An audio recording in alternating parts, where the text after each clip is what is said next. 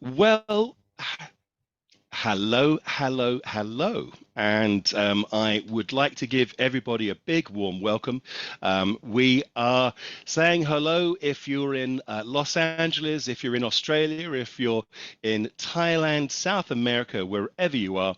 We have a very large group of people on this webinar today, and you're all indeed very, very welcome. My name is Spencer. I'm the sales director of BMI, and today we're going to be hearing from two of the world's most respected international school counselors, Jeff Neal from Graded, the American school in Brazil, and David Turner from the Dwight School in Dubai. Both great gentlemen. Jeff and David will be discussing how institutions can more effectively work with counsellors from international schools around the world. But before then, I want to briefly bring you up to speed with some of the terminology that you're going to be hearing around the CAP.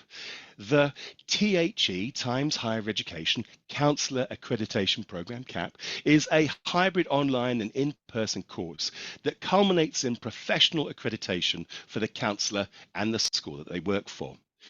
The CAP comprises of 12 one-hour modules that have been prepared by counsellors sitting on the THE Counsellor Advisory Board, of which both Jeff and David are members. We're honoured to have you here, gentlemen, and by our training partners, Common Purpose, who I know are tuned into this webinar. Hi guys, hi friends from Common Purpose. The course is completely free of charge for counsellors and covers subjects such as admission processes, counselling, managing stakeholders. Are those difficult parents we hear? Reporting and advocacy, resilience, sector trends, and other subjects that modern international school counsellors need to keep aware of. Now, some good news. So far, over 1,800, count them, 1,800 counsellors from a remarkable 109 countries have signed up and are part of the CAP. This is indeed a movement that we have all started. Complementing the CAP, BMI and Times Higher Education have also launched the THE Counsellor Hub. This is an online resource for counsellors where they can find news, examples of best practice, industry trends, and even job listings, those all important job listings. Now, lastly, BMI has expanded its hugely popular series of international schools forum and workshops. These are two-day fly-in regional events where counsellors participate in the CAP program whilst also holding a series of pre-arranged meetings with universities who have flown in to meet the counsellors with a view to exploring of how they can work together. BMI's workshops in 2024 will be held in the Middle East, Brazil, Latin and Central America, Southeast Asia, and new for 2024, Africa and China. So feel free to reach out for information on these or any of the other 85 international student recruitment events that BMI organizes every year. Now, let's get to the subject at hand. Today, students are going abroad at younger and younger ages, whether it's to refine their language skills, experience other cultures, gain confidence and independence, or increase their chances of acceptance at a well-ranked higher education institution overseas. This desire to explore the possibility of an international education often starts in the early teenage years, and we'll be covering that in a minute, when students are hungry for options and helpful advisors and guidance counselors can steer them in the right direction.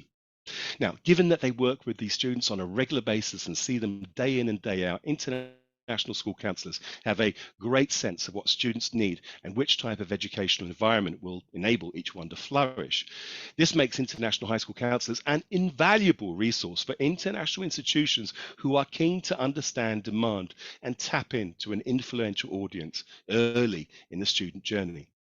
But with some of these international schools reporting up to 300 university visits a year, I've heard it from them myself, what is the best way to engage with these influential individuals and their students? So today, to explore this subject, we're lucky to be joined by two well-known and highly respected counsellors, Jeff Neal from Graded, the American School in Brazil, and David Turner from the Dwight School in Dubai. Over the next 45 minutes or so, we'll be exploring how educational institutions can work more effectively with international school counsellors in what can be a crowded market. So, gentlemen, Here we are. Can I start off with you, David? How many international schools visit you during a year? Uh, I'm pretty lucky. Dubai is a pretty well-known place, and so there's no shortage of footfall for our collegiate people and friends to come and visit. So I probably have, I would say, upwards of just shy of about 80 to 90 universities come and visit every year. Brilliant. And Jeff, how would that be for you in Sao Paulo in Brazil? 80 sounds like a really wonderful number, really manageable. We're on an annual basis pushing over 200. So we'll have over 200 Wow. universities come and visit us over the course of the year. So, Jeff, this is gold to find out this information. But what's a good or what's the best example of an institution visiting you, and what did they do that was different? Sure. I think of course, the understanding of one's own institution is of primary importance, but the ability to relate to the students at hand, which does often, and David and I think we'll both reference this throughout. Um, School context and cultural context is really, really important part of all of this conversation, in the sense that a kid from here at my school in Brazil is going to be very different than potentially than a student who is working with David in Dubai. So understanding a little bit of that sort of cultural competency and understanding a little bit of what I think the white noise in the background is of the situation in which the student is coming from and that representative is entering. So I think when I think of the sort of best examples, I think of people who are well prepared, who show up with a little bit of an understanding of what the Brazilian culture is like. For example, here, to use my context right now, who are willing to engage with students, ask those probing questions, get them to think about themselves in the context of their university. It's not always easy, and it's not simple to put in a little neat box to say, now here, go do this. I also think really fondly, I think perhaps the best visit I've ever had, I'll leave this person anonymous, but we've set up our representative visits out in our student center behind a table, and our students come up to them. And he saw 5, 6, 7 students, which was a good number for that particular institution. And when things started to peter out, he grabbed his materials and went on the road and started walking around to the different student groups and started talking. And he came back with no more materials. He literally handed them out. The interesting story was then he came back for a visit the next semester and had probably 60 kids. Kids saw him and remembered and knew the institution. And it was really, I think, profound in my experience. Brilliant. That's fantastic, Jeff. Now, we've got your culture there and a very different culture, which David finds himself amongst in Dubai. Now, David, obviously, you can see there's a huge amount of institutions that are visiting. What can institutions do to make them stand out in this crowded marketplace with so many visits? What can they do to say, "Hey, I'm different. Remember me"? I would always look for an opportunity to collaborate with one of my colleagues. I mean, most of us are on LinkedIn, and it's easy to reach out to us individually. Listen, if you're going to a school and you're going to Dwight, and you just came to see Jeff, and now you're coming to Dwight and you're going to see Dave, and you're like thinking, oh my gosh, what can I do to really engage David? First of all, David's super excited you're coming. And so I'm going to do everything I can to roll out the red carpet, almost literally. I'm not going to put you in a crowded hallway where you're talking to kids between classes. That's rubbish. I'm going to advocate for my community just like you are. So I'm going to work with you. I can think of some of my favorite people. God bless him. I love Lorenzo Wilcox, man, guy from Oregon State. I mean, what a brilliant, and he comes with 3 or 4 other people. And, having people get on the phone, send information out saying, brother, listen, here's what's got me excited. What's got you excited about your community? How can we work together? Craig from Butler. I mean, these guys come out to Dwight every year, and we do something different every year. And so I can roll off names and people, but bar none, talk to your college counselor. Nobody knows our community better than we do. What has us excited? What has you excited? In that wonderful, chaotic mix is an opportunity to communicate, connect, and inspire young people. Brilliant, thank you. Now, Jeff, we spoke about the gentleman that came to you that revisited and had 60 students. How many times should an institution come and visit a school? Is there an upper limit to this? I mean, obviously they won't be coming in every week, but what's a normal flow, do you think? Sure. I think the vast majority of the universities that visit us only come once per year, and they tend to come, I'd say, we're a South American school that follows a North American calendar. So when we open in early August, there's very few places in the Northern Hemisphere that are also open. So we get a preponderance of visitors in August and early September. And most of those visits are really targeted on the senior class, the current pending graduates. But what we do see is a lot of universities, institutions choosing then to come back in second semester to really more target those ninth and 10th and 11th graders as they're beginning their thought process. And from where we sit as well, it's a great opportunity, as David just suggested, for some partnerships to involve them in, I'll give a couple of examples where we've partnered with UK institutions to come in, not just talk about their own institution, but then to talk about applying to the UK.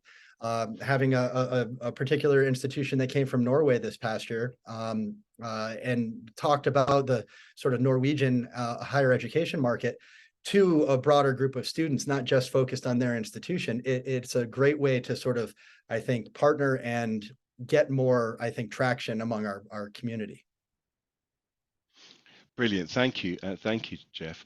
Now, David, I hesitate about asking this question, and I think we're not going to be naming any names with this one. But what mistakes do the university reps commonly make when they're? I mean, I know there's lots of visits. Not everyone can be perfect, but what's a sort of a mistake that somebody might be making when they're approaching international school counselors and their students, David? It's actually very simple. When you put marketing in front of outreach, that's no bueno. That's an absolute no-fly zone. I can't think of a situation where that's worked out for anybody in a good way. I think that it's important to remember that I've spent the last 3 or 4 years of my life really going through and really polishing conversations and creating that internal critical dialogue, only to have somebody come in and really pitch a sale. I will smile, I will be polite because I appreciate the effort for someone showing up, but I more than likely won't ask that person back again. Gotcha, David. And Jeff, is that something that you're seeing as well? That sort of too much of a salesy line? I do think that, it seldom happens, to be fair. But when we do see it go a little bit south, it's often inexperienced university admissions representatives who are prioritizing, and I'll put it a little bit differently, the conveyance of information about the institution over that establishing of a connection with the student, talking to them, getting them before they even talk about their university, having a handshake, having, what classes are you taking? How are you doing? Is the weather always like this? Whatever it happens to be, just to get the ball rolling. The more seasoned, I think, veteran, experienced folks lead with relationship. Gotcha. I've heard occasionally tales that some of the more inexperienced reps that are coming in find it difficult to make the transition from dealing with educational consultants, who are a completely different sector of the industry, to high school counselors, and occasionally there's a feeling that the counselors are being treated like agents. So are you seeing something like this, Jeff? Sometimes, on occasion, we will see that. I think it's helpful to explain that I think a fundamental role that we have as college counselors is that of advocate. And our job is to advocate on behalf of our school, on behalf of our students, on behalf of our families, on behalf of our culture, on behalf of the country in which we're currently situated. And sometimes that, I think, gets missed in the translation, where our job is ultimately going to be about best fit. We want students to find institutions that will be a good fit for them in the long run, that will lead to their, eventual prosperity and success and flourishment. But sometimes when I think too many agents or independent consultants get in front of, I think, admissions reps, they sometimes think that our advocacy is along the same lines, about just getting them in. And it's not. It's about finding good fit. It's about finding the right fit for the right kid. And not every institution is going to be able to provide that. So I would come back to one of the questions that you asked earlier about what works really well, and say that trying to understand and trying to explain to our students not only which students will be successful, but which students won't be. Being able to say, these are the kinds of kids that won't be successful at our institution. And I think a lot of institutions struggle with that ability, I think, to disentangle all of that. Yeah, I think that's very much the case. And David, have you experienced that where you are in Dubai? I would just parallel to a large extent what Jeff has said. Advocacy is quintessential. You're dealing with, I would ask our colleagues just kind of step back, pull back on the yoke a little bit, and try to understand a greater topography of what we do. Our primary role is, as Jeff said, is advocates. And when we work with that shared understanding, we really have a lot of connectivity. And I think that that's a really brilliant place for us to start to talk about. My favorite conversation is when I go to those BMI things that are so popular. I almost ask more questions than my colleague does, because I don't want to talk about how wonderful your school is. I want to talk about what we can be doing for my community. And so finding that advocacy there is really important. Back to Jeff's point as well, I do think that there's an opportunity to step back as a university and say, where are my agents should be more commonly placed. There are some schools which don't have dedicated full-time high school counselors. For those of us that do, to your point of earlier, we need to make a clear distinction or delineation. I would much rather be working with colleagues directly from the university than have agents perhaps get involved or get in between that kind of collaboration. Yeah, it is a difficult subject to cross on that one. I want to hit a slightly more physical subject. I mean, here we're talking about international schools, where, depending on the type of international school you're in, the majority of the instruction will be in English. Is there for you, Jeff, a need to have materials in Portuguese at all, or are we looking straight at English at this? Sure, and I'll broaden this just to say that I know the answer would be different. Again, back to what I said at the beginning, different school contexts, different cultures. We're about 50% Brazilian passport holders, and the vast majority of our Brazilian passport holders have parents who are not educated abroad. So they struggle a little bit more with language. So we have found there's great value in having Portuguese resources available, not necessarily for our kids, all of whom are fully fluent in English, but for their parents, for that ability to then extend that conversation home, send the child home with a brochure that might be, about a particular program that they're interested in, that they can then share with their parents as a little bit more of an understanding, explanation. And I've seen that work well. It doesn't happen very often, frankly, but when they do it, it does seem to, yield benefits. Perfect. And I'm presuming, David, that in a country like Dubai, with up to 85% of the population are expatriates, then it would probably be in English, I would assume. Correct. You'd be correct with that. But I do love, once again, what Jeff has said. I think that more often than not, it's the parents that would probably need greater access to that kind of information, given their students are going to school every day. And that would be a very good conversation to have with a college counselor. Brilliant. Thank you. one of the things that certainly BMI has been involved with recently, and I was lucky enough to see Jeff last week in Portugal, is a fly-in where counsellors are invited into a country, invited into an institution, and this is a great opportunity for the counsellors to find out about various campuses. Jeff, in your experience, do you think is this a good idea? I think there isn't a better idea to get the college counselors who, yeah, there might only be one of us in a school. In my context, there's three of us. Just to get one of us to be on your campus can pay such large dividends in the long run, where, you know, I think particularly here in Brazil, which is a little bit different in some of the other contexts where I've worked, there's such a trust, there's such a need for the expertise to be with me, for the parents and the families to be able to trust that we're sending a student in the right direction. And there's nothing really better than to say, I've been on that campus. I've been there. I was there in person. Here's what my thoughts were. And, you know, I think what you see as well is those of us who are fortunate enough to be able to be invited on some of these programs and these tours, or who have the resources at their school to be able to do them independently. Our social media platforms are blowing up. We've 100 likes on my Instagram page after my first post last week in Portugal, and that was in the first 10 minutes. So it was they're following, they know, they're hearing. And then when I got back on Friday here in the office, I had 5 kids that tracked me down that afternoon. They heard I was back on campus and said, I want to know more about this school or that university that you had just visited. So I think there's very little that's more powerful if you can find it in the budget to be able to produce these sorts of programs, or partner with a BMI or another group to bring counselors to your campus. Absolutely. David, are you finding something similar?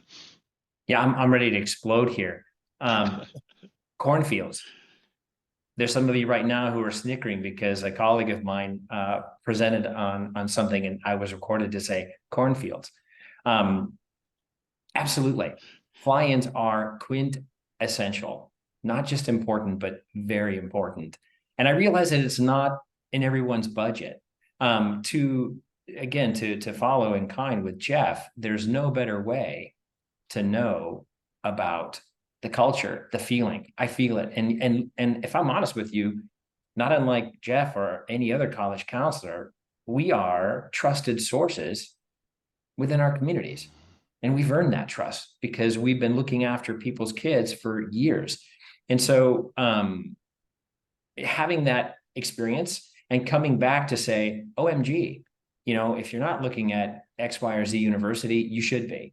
Because flyover universities are often, cast aside when you're looking at California and New York that have everybody's focus. So those kinds of opportunities are absolutely essential. I want to add one thing to it. You don't have to fly counselors in all the time either. And if you do that, you certainly want to rotate. But all too often when our colleagues come here and they take us out to dinner, and I'm a foodie and I love you for it, and I'm always happy to eat your food, but it would be great, instead of using that opportunity to bring everyone in to talk about some of the things that Jeff talked about particularly about your university, I would flip that script. I would look at the ROI being greater to say to counselors, hey, you know what, guys, we got everybody here tonight. We just want to say thanks for having us. And we want to find out how to sharpen our own pencils to do a better job at promoting ourselves within your community. How can we create greater outreach within your community? I'm telling you, if you didn't make note of that, you should, because what a wonderful way. Fly-ins can be very costly, but if you're here in the region and you're looking for good engagement and better ROI, again, it's us working with you. We need you. That sounds fantastic. And what we're talking about here is ways that people can change working, which is fantastic. I've been lucky enough to have been in this beautiful industry for over 35 years, and I wouldn't work in any other industry. It's just the best, loveliest people. But what we do see is that things have changed over those years, and certainly I think that the role of the counsellor has changed. With your relationship with universities, with the role that you have, I'm going to send this to Jeff. Jeff, what sort of changes have you seen in the last, say, 5-10 years about how this relationship works? And Yeah, no, I think I also have a little bit of a different background where I've only been overseas outside of the US for 8 years. Had been in Taiwan, was in Senegal, and now I'm here in Brazil after having spent 14 years stateside at different boarding schools. So I have a little bit of a different perspective. What we have definitely seen, and I would be remiss not to mention here, is that great resignation. We're seeing so much turnover, particularly in those road warrior positions. Where I remember, distinctly early on in my career with a mentor, a director in my office, uh, making sure I met the right people, and it was very clear who the right people were at different colleges and universities because they had been there for forever. And this is the person that you need to know. That's changed so much over the last. It's been 5, 10, 15. It's been sort of accelerating.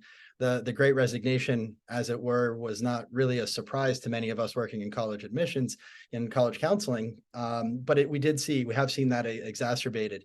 But we've also seen a lot of movement. I think that's the other thing that happens is we'll see someone, leave one institution and go to another, and we still have that relationship, which is nice. But that would probably be the biggest one. It's just like, I think the turnover and the rate of change has accelerated. I think particularly among the college admissions representatives. Not much I think we can do about that, but it's worth sort of putting on the table as something pretty profound and significant in the last 5, 10 years. Exactly, when you're trying to build up relationships over a long period of time, and there is that churn. Of course, not everybody can be in the industry where frequent travel is part of that and people's lives changes. We all know about that. David, what changes have you seen, buddy? Working with people, getting excited, getting away from drive-by, those kinds of engagements where it's come in, hand out the brochures, and phew, we're gone. Those drive-by engagements are going the way of the dodo, and I couldn't be happier about that. Again, using some of the examples from some of my favorite people, I'll get a call from Martin Miller saying, "Hey, brother, I'm coming to your region. What's got you excited?" And then we can sit down and we can come up with a whole thing, about whether it's setting up a panel discussion and bringing in students and parents, whether it's coming up with breakout rooms and getting students to sign up for a session on this, or this, depending on how many of our colleagues are coming here. We are getting creative. We are finding better ways to communicate, connect, and inspire people. And that to me is an absolute, that's magic. It's effervescent. And it's that kind of real creative flow that's so easy to tap into now. And more of our colleagues, if I'm honest with you, are willing to come after school. And I realize on top of everything I'm saying, what kind of extra work I'm creating, because God bless you guys, I dig it. Y'all are having to go back to your hotel rooms and input, people's email addresses for CRMs. Barf. Come on out and talk to my parents, man. They would totally, enjoy an after school session to learn about what's got you excited about your university. And to what Jeff said earlier as well, it's not just about your university, but what can we learn about, a Common App essay? One of my favorite presentations this year was bringing university in to talk to my fellow colleagues to teach them how to write a personal statement. What an absolute house fire that was. And so those kinds of creative connections are certainly more commonplace. Brilliant, thank you. And you mentioned Martin Miller there at Temple University, a winner of the BMI Lifetime Achievement Award. If he's not signed up, we're sending him a recording of this. Hi, Martin. Great. Brilliant guy. So one of the things I wanted to ask you about here is I'll let you think about the question, which is what's one of the worst experiences you've had during a university visit. But I'll share this with you. It happened with BMI in the last few months, where we were doing a high school visit, and a cleaner who was working on an upstairs balcony took it upon themselves to empty more than a bucket of water over one of our visiting university reps, thereby utterly destroying his outfit. An absolute shocking experience experience. I wasn't there to see it, but the school very, very nicely fixed everything up, replaced the shirt, got the shirt dry clean, everything was taken care of. But that's an example of maybe a physical thing going wrong during a university visit. What's the sort of, I mean, we can name no names, but what sort of bad things have you seen? And if you want to say nothing, then that's fine, I get it. But Jeff, has you anything like that? Nothing that dramatic, Spencer, but I would say that I think, to sort of flip the question from earlier about what works really well, what doesn't work really well, and this happened at one time this year with a representative from a fairly well-known institution came and sat at the table behind on the chair behind the table with the materials out, and she sat on her cell phone the entire time. And students were walking by. It was very much like one of my colleagues went up to her and just said, "Look, you might want to put the cell phone away." And she was a little bit disgruntled, and I don't know about what, but she said, "No kids are coming to talk to me." I said, "Well, I wonder why." Yeah, well, I mean, I think fundamentally our role and our work is about human connection, and that device is usually more of a distraction than a help. Absolutely. And David, have you got any shocking stories or anything that you'd like to, or you feel comfortable sharing with the audience? We're amongst friends. Come on. Actually, the shocking story is of my own making. Angela Triplo is a dear colleague here in the region, and she comes from a very well-known university. And God bless her, she came out to deliver to my kids, and I love to be present. Because if I'm honest with you, those engagements are more for me. I want to hear what's going on. I want to know what my parents and community need to know. And it's fun because I get to sometimes interpret content to make it parent ready or student ready that fits into our existing culture. But I got called out.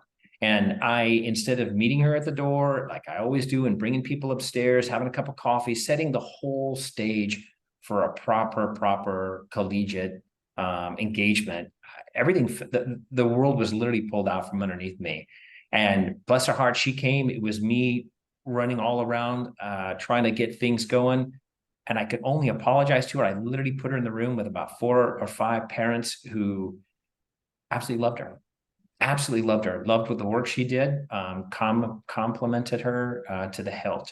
But the takeaway is we need to be working amongst each other as well. If I saw a colleague on her phone or his phone